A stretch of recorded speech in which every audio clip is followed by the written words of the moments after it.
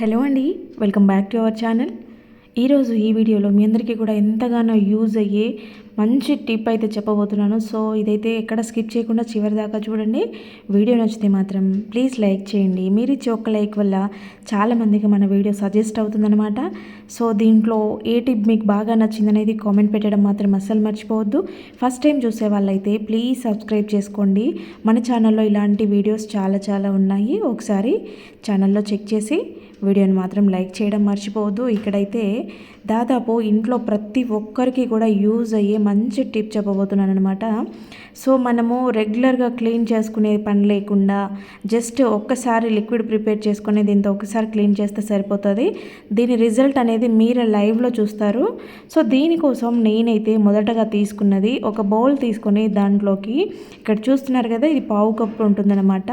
So దీని నిండా నేను డిటర్జెంట్ లిక్విడ్ తీసుకున్నాను అనమాట. మిషన్ లిక్విడ్ ఉంటుంది కదా, సో అది తీసుకున్నాను.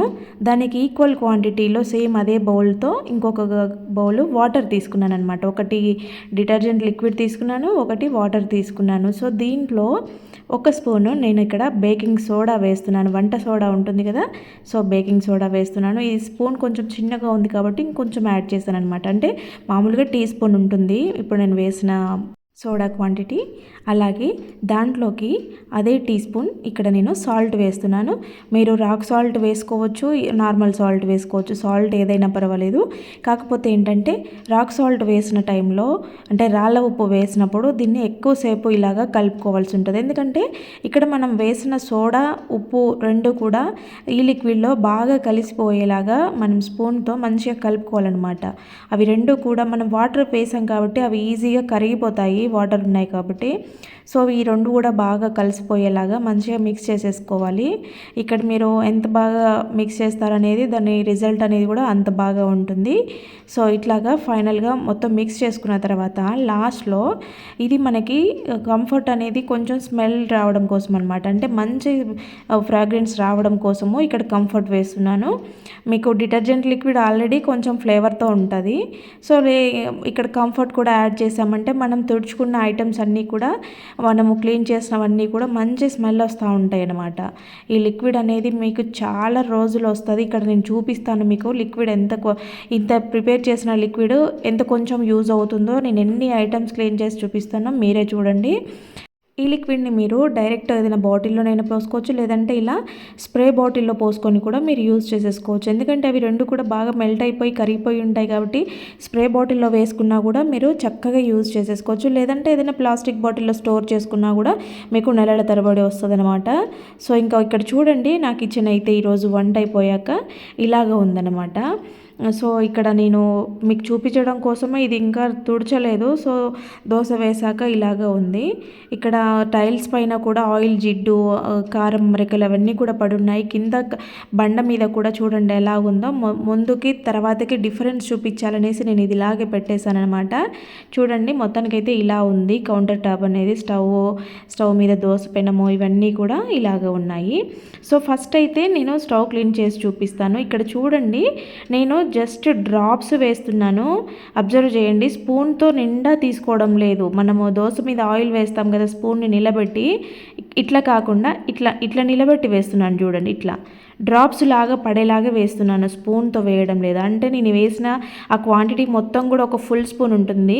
ఇక్కడ చూడండి, మీరు నాప్కిన్ పెట్టి దీన్ని డైరెక్ట్ అయినా తుడిచేసుకోవచ్చు, స్క్రబ్బింగ్ చేయాల్సిన అవసరమే లేదు. కాకపోతే నాకేంటంటే స్టవ్ మీద ఎర్రకారం పడి అది హీట్కి ఖర్చుకున్నట్టుగా అయిందనమాట. సో అందుకోసము నేను ఇక్కడ ఈ స్క్రబ్బర్తో రుద్దుతున్నాను. లేదంటే మీరు మామూలుగా నార్మల్గా ఉండే స్టవ్ అయితే కనుక జస్ట్ మీరు మసిగి బట్టలు ఉంటాయి కదా, కిచెన్ క్లాత్స్, వాటితో డైరెక్ట్ ఇలా తుడిచేసుకున్నా కూడా నీట్గా వచ్చేస్తుంది అనమాట. మనకి ఈ స్టవ్ కన్నా కూడా ఇంకా గ్లాస్ టాప్ ఉండే స్టవ్ అయితే ఇంకా మీకు ఫుల్ ఫినిషింగ్ తెలుస్తుంది. అది ఎంత షైనీగా, ఎంత న్యాచురల్గా మీకు షైనీగా కనపడుతుంది. జిడ్డు అనేది ఏది లేకుండా ఆ గ్లాస్ టాప్ ఉండే స్టవ్ అయితే ఇంకా చాలా బాగా తెలిసేది. సో ఇక్కడ కూడా స్టీల్ది కదా, ఇది కూడా ఎంత షైనీగా కనపడుతుంది చూడండి. నేను వాటర్ వేసి కడుగుతున్నాను. జస్ట్ నేను ఎక్కువసేపు కూడా ఏం రుద్దలేదు, జస్ట్ పైన అట్లా ఆ ఎండిపోయిన అవి పొయ్యేలాగా రుద్దేశాను కదా. ఇప్పుడు వాటర్ వేస్తున్నాను చూడండి, ఎంత నీట్గా వచ్చిందో అసలు చూస్తుంటే పీస్ఫుల్గా అనిపిస్తుంది అన్నమాట ఇది కడిగిన తర్వాత. సో ఇట్లా లిక్విడ్ అనేది మనకి చాలా బాగా యూస్ అవుతుంది. అసలు మనం ఎంత జస్ట్ డ్రాప్స్ వేసాను నేను. ఇక్కడ చూడండి కిచెన్ బండ చూడండి ఎంత నీట్గా కనిపిస్తుందో. ఇట్లా మనకి ఇట్లా క్లీన్ చేసుకుని పెట్టుకుంటే ఎక్కువ స్పేస్ ఉన్నట్టు కూడా అనిపిస్తూ ఉంటుంది. అంత గందరగోళం లేకుండా ఉంటే పీస్ఫుల్గా ఉంటుంది. మనకు వంట చేయాలని చాలా ఇంట్రెస్ట్గా కూడా ఉంటుంది. చూడండి ఎంత నీట్గా ఉందో అసలు. స్టవ్ కానీ కిచెన్ టైల్స్ కానీ అన్నీ నీట్గా వచ్చేసాయి. ఇంకా నెక్స్ట్ ఇక్కడ చూడండి జస్ట్ ఇలా డ్రాప్స్గా 2-3 డ్రాప్స్ వేసాను దీనిపైన. ఇది కానీ ఇక్కడ ఇవి కానీ అన్నీ కూడా చాలా నీట్గా క్లీన్ అయిపోతాయి. వీటి మీద ఎంత ఆయిల్ జిడ్డున్నా కూడా జస్ట్ డ్రాప్స్ సరిపోతాయి అనమాట. ఇంకా దీన్ని బట్టి అర్థం చేసుకోండి మీరు అవి ఎన్ని నెలలు వాడుకోవచ్చో, ఇక ఎన్ని రకాలుగా యూజ్ చేసేసుకోవచ్చు. అంటే టోటల్ హౌస్ క్లీనింగ్లో ఇవి ఎంత బాగా యూజ్ అవుతుంది ఈ లిక్విడ్ అనేది నేను క్లియర్గా చూపించాలనుకుంటున్నాను అనమాట. ఒకసారి అలా ప్రిపేర్ చేసి పెట్టుకున్నారని అంటే మీరు చాలా బాగా యూజ్ చేసేసుకోవచ్చు. ఇక్కడ చూడండి ఆయిల్ జిడ్ అనేది లేకుండా ఎంత నీట్గా ఉందో. నెక్స్ట్ వచ్చేసి ఇక్కడ వాష్ బేసిన్. మీరు ముందుకి తర్వాతకి అబ్జర్వ్ చేస్తూ ఉండండి. నేను ముందు చూపిస్తున్నాను, తర్వాత చూపిస్తున్నాను అన్నీ కూడా క్లీన్ చేసేటివి. సో ఇక్కడ ట్యాప్ దగ్గర అబ్జర్వ్ చేయండి. సాల్ట్ అయితే ఎట్లా పేర్కొనింది చూడండి. అందుకే ఒక స్పూన్తో వేసేసాను అనమాట. ఇక్కడ కింద కూడా హోల్స్ దగ్గర కూడా చూడండి ఎంత సాల్ట్ అయితే మాది సాల్ట్ వాటర్ అనమాట. అందుకోసము సో ఎక్కువగా తొందరగా మరకలు వచ్చేస్తూ ఉంటాయి, తొందరగా పాడవుతూ ఉంటాయి అనమాట. ఇట్లా లిక్విడ్ వేసాక మీరు ఎక్కువసేపు అసలు ఒక 5 మినిట్స్ కూడా ఉండాల్సిన అవసరం లేదు. జస్ట్ లిక్విడ్ వేసేసుకొని వెంటనే ఇక్కడ స్టీల్ స్క్రబ్బర్తో రుద్దుతున్నాను చూడండి. ఇదేంటంటే మనకి కొంచెము గరుకుగా ఉంటుంది కాబట్టి ఇట్లా సాల్ట్ పేరుకున్న మరకలు కానీ స్టెయిన్స్ కానీ ఏవైనా ఉన్నప్పుడు ఇది బాగా యూజ్ అవుద్ది అన్నమాట. తొందరగా గరుగ్గా ఉండి అదంతా తీసేస్తుంది. సో మనకి కొంచెం పని ఈజీ అవుతుంది. మనం ఏదైనా క్లీన్ చేసేటప్పుడు ఇట్లాంటి హార్డ్గా ఉండేటివి క్లీన్ చేయాలనుకున్నప్పుడు మనము ఇలా స్టీల్ స్క్రబ్బర్ యూజ్ చేస్తే తొందరగా అయిపోతుంది అన్నమాట. ఇక్కడ చూడండి నేను మామూలుగా క్లీన్ చేసేది కొంచెం ఫాస్ట్ మోడ్లో పెట్టాను, వీడియో లెంత్ చాలా అవుతుందనేసి. సో మీరు మామూలుగా నేను ఏమేమి చేస్తున్నానో దీంతో ఇది ఎంత బాగా క్లీన్ అవుతుందనేది మాత్రం అబ్జర్వ్ చేయండి. మీరు బిఫోర్ ఆఫ్టర్ దాని లుక్ చూడండి. మీకు ఆ లిక్విడ్ వర్కౌట్ అవుతుందా కాదా మీకే అర్థమైపోతుంది. ఇక్కడైతే నార్మల్గా మనం ఏదైనా వేసి క్లీన్ చేస్తే ఈ ట్యాప్ అయితే అస్సలు క్లీన్ అవ్వదు. కానీ ఈ లిక్విడ్తో జస్ట్ వేసేసి అలాగా ఒక 2 మినిట్స్ అలా రుద్దేసాను ఉంటాను. చూడండి ఎంత నీట్గా వచ్చేస్తుందో. లాస్ట్లో చూడండి వాటర్ కొట్టేసాక చూపిస్తాను. ఇక్కడ వాష్ బేసిన్ అయితే నాకైతే ఎక్కువగా మరకలు పడుతూ ఉంటాయన్నమాట. సో నేను ఇదే ప్రాసెస్ యూజ్ చేస్తాను. చాలా సింపుల్గా అయిపోతుంది. మళ్ళీ ఒక 1 వీక్ ఇలాగే ఉంటుంది. అంత ఈజీగా మళ్ళీ మరకలు అవ్వదనమాట. ఇది అలాగే లిక్విడ్ అనేది దాని పవర్ ఇంకా ఉంటుంది కాబట్టి నెక్స్ట్ డే నేను నార్మల్గా వాటర్ కొట్టేసి కొంచెం అలాగా అంటాను, నీట్గా వచ్చేస్తుంది. చూడండి ఎంత డ్రై అయిపోయింది కూడా అప్పుడే. ఎంత నీట్గా ఉంది చూడండి వాష్ బేసిన్ చూస్తుంటే. ఇంకా నెక్స్ట్ వచ్చేసి ఇక్కడ బాత్రూంలో టాయిలెట్. ఇదైతే పిట్ అయితే చూడండి లోపల కొంచెం బ్రౌన్ కలర్లో కనిపిస్తుంది కదా. సో జస్ట్ నేను ఇక్కడ 1 స్పూన్ లిక్విడ్ వేసింటాను. నేను కొలతగా వేయలేదు, పైన డ్రాప్స్గా వదిలాను.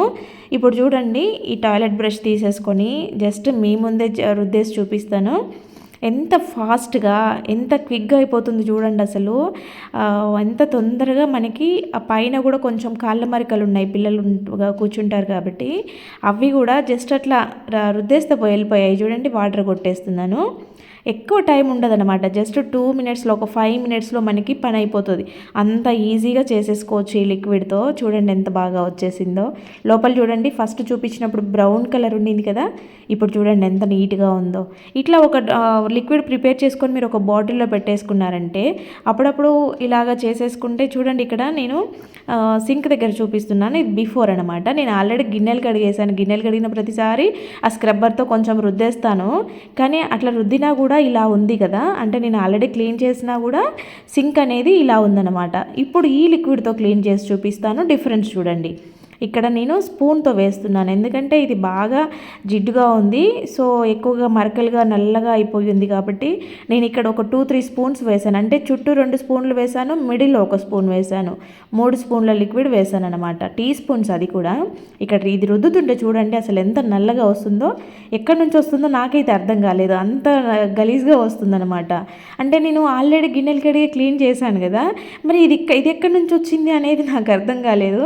చూడండి అసలు అసలు లిక్విడ్ ఎంత బాగా పనిచేస్తుందో మీరు ఇక్కడే అర్థం చేసేసుకోవచ్చు. ఇంకా ఈ లిక్విడ్ అనేది మీకు క్లీనింగ్ పర్పస్లో ఎంత బాగా యూజ్ అవుతుంది, మీకు ఎంత డీప్ క్లీన్ అవుతుంది, అలాగే మీకు ఎన్ని రోజులు ఇంకా నీట్గా ఉంటుంది, ఒకసారి క్లీన్ చేసుకున్న తర్వాత ఇంకెన్ని రోజులు నీట్గా ఉంటుంది అనేది ఇంకా మీరు ఇది రిజల్ట్ అనేది ఇక్కడే చూడొచ్చు. చూడండి ఎలా ఉందో, నేను వాటర్ కొట్టేసి చూపిస్తాను చూడండి.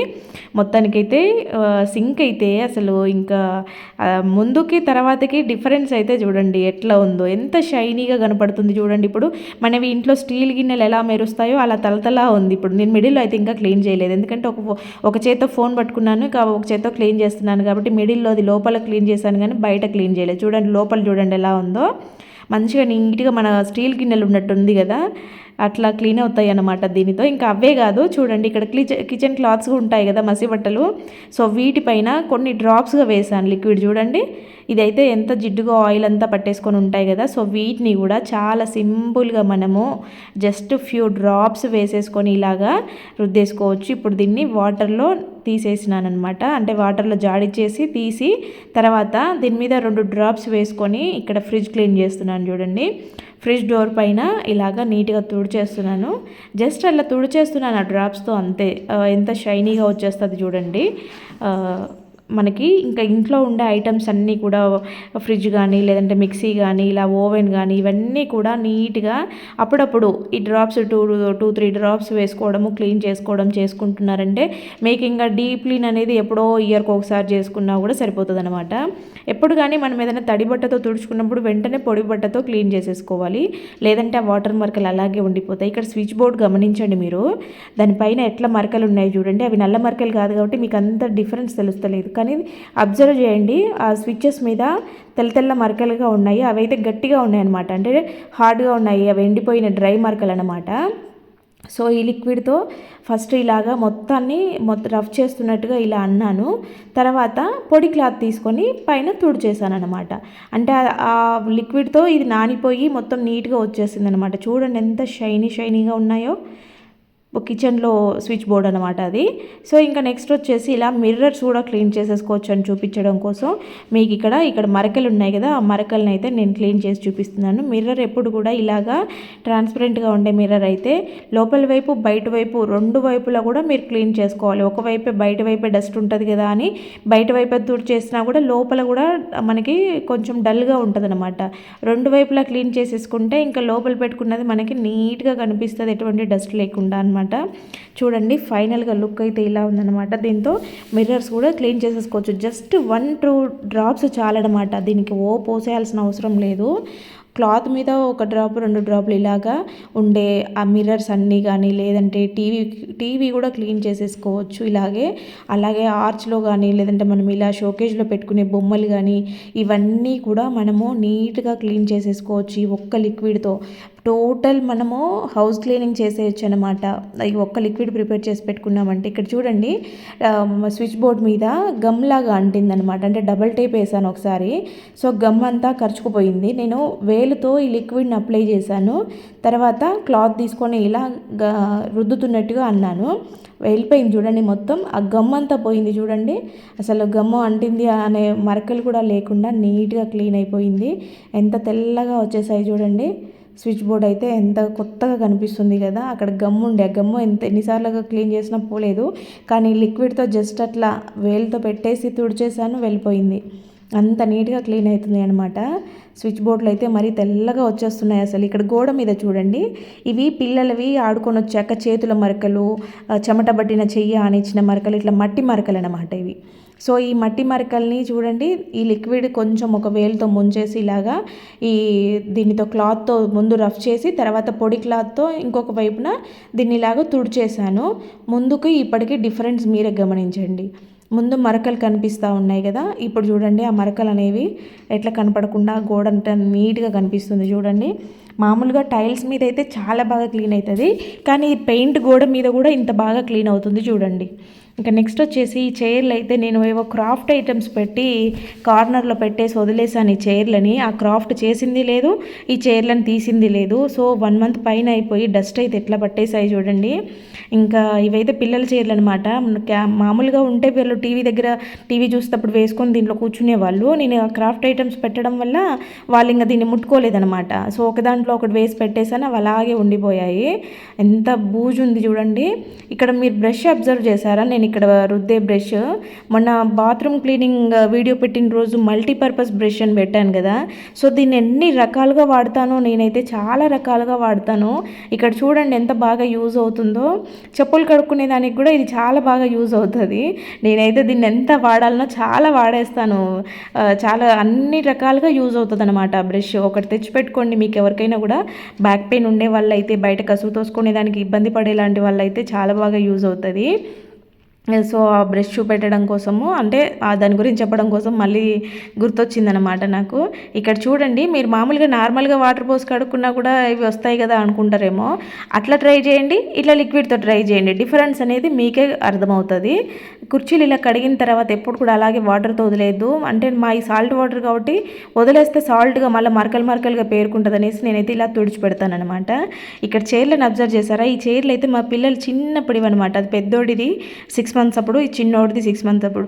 పెద్దోడు ఇప్పుడు 8th క్లాస్ చదువుతున్నాడు, చిన్నోడు 5th క్లాస్ చదువుతున్నాడు. ఇంకా దాన్ని బట్టి ఈ చైర్లకి ఎంత ఏజ్ ఉందో మీరే అర్థం చేసుకోండి. ఏదైనా కూడా మనం పెట్టుకునే విధానము, మనము వాటిని మెయింటైన్ చేసే విధానాన్ని బట్టి ఏ వస్తువైనా మనకి ఎక్కువ రోజులు మన్నిక వస్తుంది అన్నమాట. ఫ్రెండ్స్, మరి వీడియో చూసారు కదా. వీడియో నచ్చితే ప్లీజ్ లైక్ చేయండి. అలాగే ఏది బాగా నచ్చింది అనేది కామెంట్ పెట్టండి. ఫస్ట్ టైం చూసే వాళ్ళైతే ప్లీజ్ సబ్స్క్రైబ్ చేసుకోండి friends. Thank you for watching.